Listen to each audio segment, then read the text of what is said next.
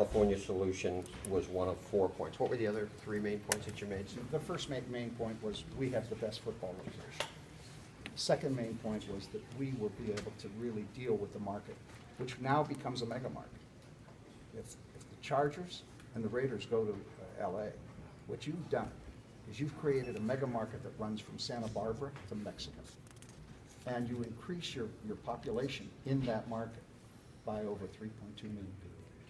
Carmen, when you say Southern California, that does include San Diego, correct? Yes, that's correct. So all but one of the Charger seasons has been played in San Diego. What about the people down in San Diego?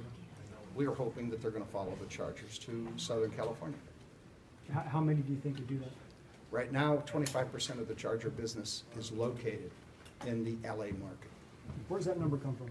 Number comes from the league, and it also comes from their recognition of where their season ticket holders are. And what about if we get 25% in LA to 75% in San Diego? Do you expect that 75% to come up to LA? Well, we don't expect it, but we're going to work on it. Carmen, how much is there to be said for having co-tenancy rather than a landlord-tenant relationship? That was also a big part of our final, we call them structural points, that one grand stadium, all the bells and whistles, and when you have 2 teams going in, you can afford to expand what it is you're building, and the budget all of a sudden doesn't become double, but it becomes enhanced. So one grand stadium built by 2 owners, for 2 owners, and there'll be no landlord-tenant relationship. I know the league has talked a lot about having space for NFL Network studios and also a West Coast wing of the Hall of Fame. Is that something that you bring up as well? We offered the league 8+ rent-free acres to build an NFL campus. And on that NFL campus, they can do whatever they want. They could Carmen, are you concerned about the ability of the market to absorb the PSL costs? No. As a matter of fact, our conservative situation almost makes it incredibly doable when you're dealing with 2 teams at the numbers we're using. We anticipate we're going to do much, much better than the numbers we're using and that Goldman is using for purposes of financing. Why do you feel it's the best football site, as you mentioned earlier? It's, if you know Carson, it's central, first of all, in LA. It's 15 miles from West LA, west side of LA. 10 miles from Orange County, and Orange County is very important. It's 12 miles, 15 minutes from downtown. And it accommodates, as I said, the Southern California view of what this market's ultimately going to look like. Secondly, you're right on the freeways. The 405 has an off-ramp that dumps right onto the site. 3 freeways, 28 ramps, and then you go right up to the level of the parking. When you have dedicated on-site parking, that's a term of art. And we have 12,000 striped spaces dedicated and on-site. We have another 13,000 spaces adjacent to those, which are approximately a 15-minute walk to the entrance to the stadium. And I mean, the site's just designed for an outdoor venue, not only for football, an outdoor venue for California, which for the LA area, which I think will go over very big now. LA's had teams before. Why would this be different? The ultimate outcome, just because of this incredible facility that will be built? Well, I think, first of all, LA had teams, but they never had teams that were in a proper venue. And it was at a time when stadium economics and stadium focus was really starting to develop. So everybody, including, you know, new expansion teams like Carolina, they're coming up with these beautiful stadiums that created a whole new economic profile. And you had teams and stadiums that just weren't designed for football. I also think that times have changed, and now I think with the market the way it is, especially if you put these 2 teams in that enhanced market, I think you're going to see a major difference. Do you believe if they go with Carson, in effect, it solves 3 presently bad stadium situations for the NFL? 3. St. Louis. Oh, I see. Well, not being permitted to talk about St. Louis, I will say this. If they go with Carson and the Chargers and the Raiders, it accommodates the goals of the National Football League, not only in California but elsewhere. Carmen, you obviously have As close as you can go. you obviously have experience in these matters. At the end of the day, what will this come down to? Well, how will this decision be made? It'll be a vote of the owners. And I think they're going to sit back and they're going to say, okay, is this project doable? The answer, I think, after today is yes. They're gonna say, does it work for the teams? And the answer, I think, is definitely yes. Then they're gonna say, does it work for the NFL? And I really believe they're gonna say, does it work for the NFL long-term? And that's gonna be what's gonna decide how this thing goes. Well, how you portrayed this seems logical. Does the league always act logically? I wouldn't say anything bad about the league at this moment. They're wonderful and they're always smart. Do you see them voting in October? Take us through the timeline of it. No, I'm sorry about my back here.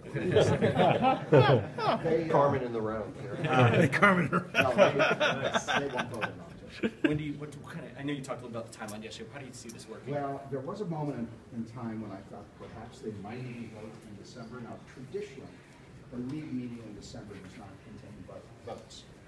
I don't remember votes being called for in December. But January, we've had votes, significant votes. And I would think probably it'll be decided in January. The one thing I can say with what I sense is some degree of definiteness is that it'll be decided before the Super Bowl. Carmen, what do you think a team in Los Angeles would be worth? Worth? Yes.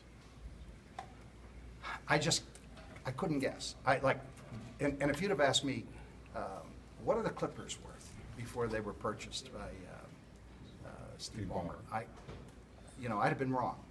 So I just don't know. And I think they're going to be worth, something commensurate with the top franchises in the NFL, because you're going to be in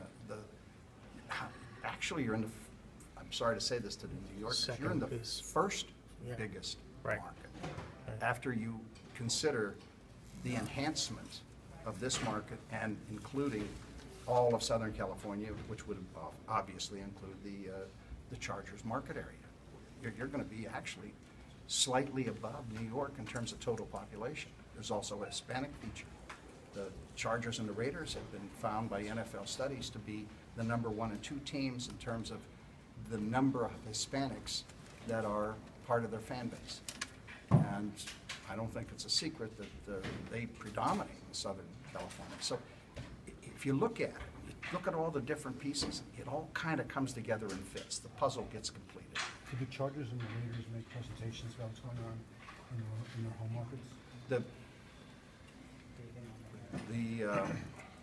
San Diego made a presentation to the LA Opportunities Committee yesterday, and the league made a presentation as to the home market situation.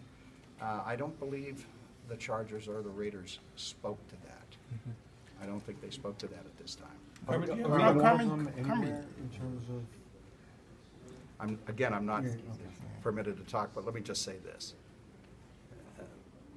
The Raiders and Chargers are committed to LA, and they've spent a lot of money, But Carmen, what do you think this says about the city of Oakland? In the past, a city that had And financing deals and everything. I just can't deal with the local cities. I'm sorry. And Carmen, let me ask you, since the Chargers seem to be driving this Carson push, has Dean Spanos given up on San Diego? You'll have to ask Dean about that, and you'll have to ask the team anything that has to do with San Diego. In your opinion, though, is he No, pushing I hard? can't give an opinion. Carmen, So- what about the 8 acres you started talking about before? What would the NFL do with that? You're saying they can move the NFL Well, Network studios there? they could do anything they want, but here's what we're talking about. NFL Network, digital media.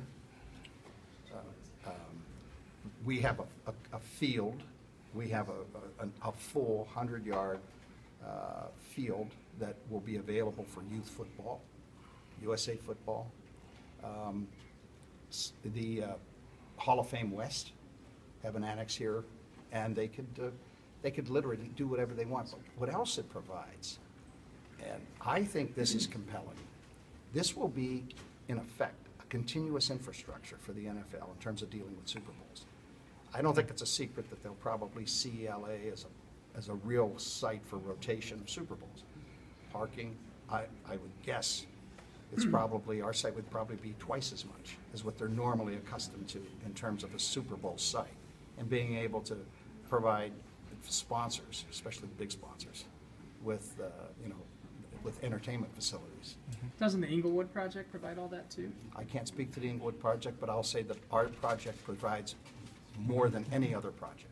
Have you been able to nail down the bond issue or series, it'll be a serial bond, lease revenue series, serial bond? Say that one more Will it be time. release revenue serial bond issues? If so, how many years? 40, 30 years for this, for the financing?